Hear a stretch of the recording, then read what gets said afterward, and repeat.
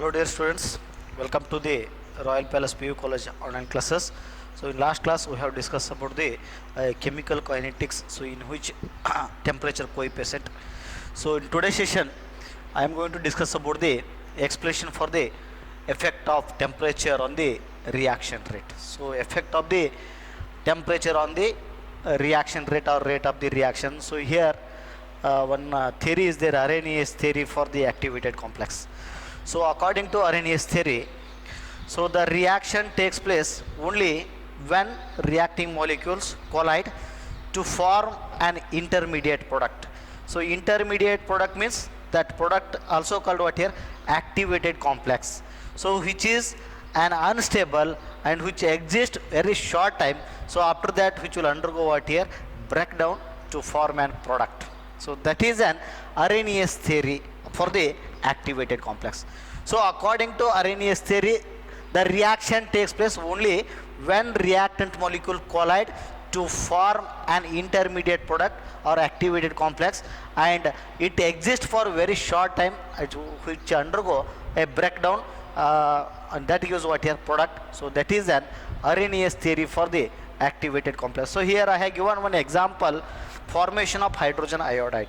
So formation of hydrogen iodide, combination of what here, H2 plus I2. So when H2 that react with I2, that gives what here, 2HI. So here I have written one example. So here the H2 that will react with I2. So there is a formation of, this is an intermediate product, activated complex. So which is an unstable, so which exists very short time. So after that which will undergo breakdown, which gives an product. So this is an formation of what here, a product, hydrogen iodide. So here the reacting molecule that should possess what here, a minimum energy in order to form an product. Okay, in order to form an product, so upon the collision, so that is called what here, threshold energy. Here we know that according to Arrhenius, the reacting molecule, so suppose here X plus Y, that gives what here, Z product. X plus Y, that gives a Z product. So due to formation of this product, the reacting molecule should collide, must collide. So to this collision, the reacting molecule should possess a minimum energy. So for the collision, the reacting molecule that should possess what here, a minimum energy. So after that collision, there is a formation of intermediate product, so that will undergo breakdown, that gives what a product. So that minimum energy of the reacting molecule to form a product upon the collision. So after collision only there is a formation of intermediate and intermediate compound, I mean activated complex, which undergo breakdown. So finally that gives what here, product. So the whatever the energy required by these two reactant for the collision in order to form a product, so that minimum energy is called what here, threshold energy. Okay, so threshold energy means the minimum energy required by the reactant molecule in order to collision to form an product. So after collision there is a formation of intermediate product. So that intermediate product that is unstable, which undergo breakdown and forming a product. So here the minimum energy which must possess by the reacting molecule in order to form a product upon collision, that energy is called what here, threshold energy. Threshold energy. So this is an Arrhenius theory for the activated complex. So now let us, I will move for the Arrhenius equation. So Arrhenius, he given a quantitative relations between the rate constant and the temperature. So the quantitative relation given is, the equation is K equal to AE raised to minus EA by RT. So where A is an Arrhenius factor, K is an rate constant, T is an absolute temperature, R is an gas constant 8.314 joule per Kelvin.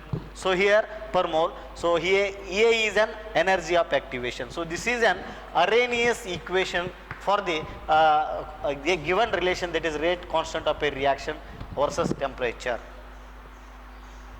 So next one concept, so that is calculation of energy of activation from Arrhenius equation at two different temperature.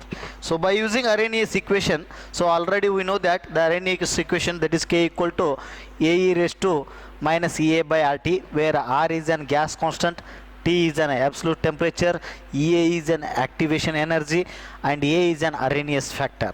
So by using this Arrhenius equation, so we are going to calculate the activation energy at a different temperature. So now here, the first we know that the Arrhenius equation K equal to A e raised to minus A by RT. So by taking natural logarithm, ln K equal to ln AE minus EA by RT. So by taking a natural logarithm, so we will get what here, ln K equal to ln, that is AE raised to minus EA by RT. So just by taking a natural logarithm to the Arrhenius equation, we will get this equation. So after this, we have to put the ln K equal to ln A minus EA by RT. That will becomes ln E. Ln E is nothing but 1. Hence the equation is what here, ln K equal to ln A minus EA by RT. So just by putting here a natural logarithm to the Arrhenius equation, we will get this equation. So after this, for the different temperature, so just here we have ln K equal to ln A minus EA by RT. So for this different temperature, for the temperature T1, so just here you have to put T1. So RT1, that equation becomes what here, ln K1 equal to, okay, ln A minus, that is EA by RT1 for different temperature T1. Just you have to write T1 and K1. At temperature T2, again that equation becomes what here, ln K2 equal to ln A minus EA by RT2, equation number 2. So this is very simple derivation. Now you have to minus the equation number 2 minus 1. So equation 2 minus equation 1. So subtract this one. Then you will get what here, ln K2 minus K1, this minus this, ln A minus EA by RT2. So this is ln K2 minus ln K1, that equation 2 minus equation 1, you will get the equation, that is this one, ln K2 divided by K1 equal to EA by R, 1 divided by T2 minus 1 divided by T2. So after, 1 divided by T1. So after this, ln, you know the value, ln equal to 2.303 log. So by putting the ln value, it will becomes 2.303 log K2 divided by K1 EA by R, 1 divided by T2 minus 1 divided by T1. So after this, log K2 divided by K1 equal to, so this 2.303 comes here bottom, that will becomes EA divided by 2.303 R, 1 divided by T2 minus 1 divided by T1. So this is very simple. So just first step is take the natural logarithm to the Arrhenius equation. After that, at two different temperature you have to calculate. So after getting the equation, after taking natural logarithm, that is ln K equal to that ln A minus EA by RT. So after this, you have to calculate T1. So that will become what here, ln K1 equal to ln A minus EA by RT1. So this is at temperature T1. At temperature T2, again same thing, ln K2 equal to ln A minus EA by RT2. This is equation number 2. So just you subtract the equation number 2 in 1, you will get the equation, that is log K2 divided by K1 equal to EA divided by 2.303 R, 1 divided by T2 minus 1 divided by T1. So this is the Arrhenius equation for the calculation of activation energy from a different temperature. So next one concept, pseudo first order reaction. Pseudo first order reaction, a reactions which appear to be higher order but made to follow first order reaction by taking other reactant except one in larger axis. So that is called what here, pseudo first order reaction, and this is a very important definition. So they may ask the definitions of pseudo first order reaction and examples. So this is very important for your examination. So the reaction, a reaction which appears as higher order reaction, but made to follow first order reaction by taking by taking other reactant except one in large excess is called pseudo first order reaction, pseudo first order reaction, or pseudo unimolecular reaction.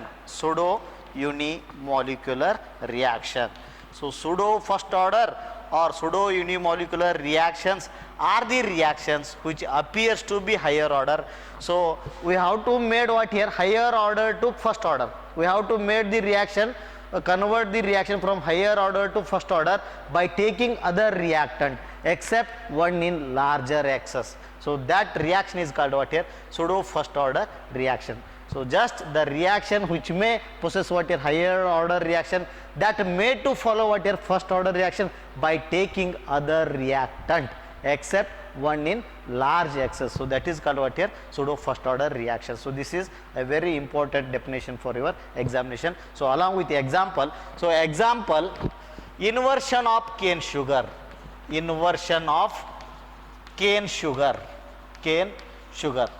or acid catalysis hydrolysis of sucrose. So same reaction, this is also called what here, inversion of cane sugar, that is C12 H22O11 sucrose.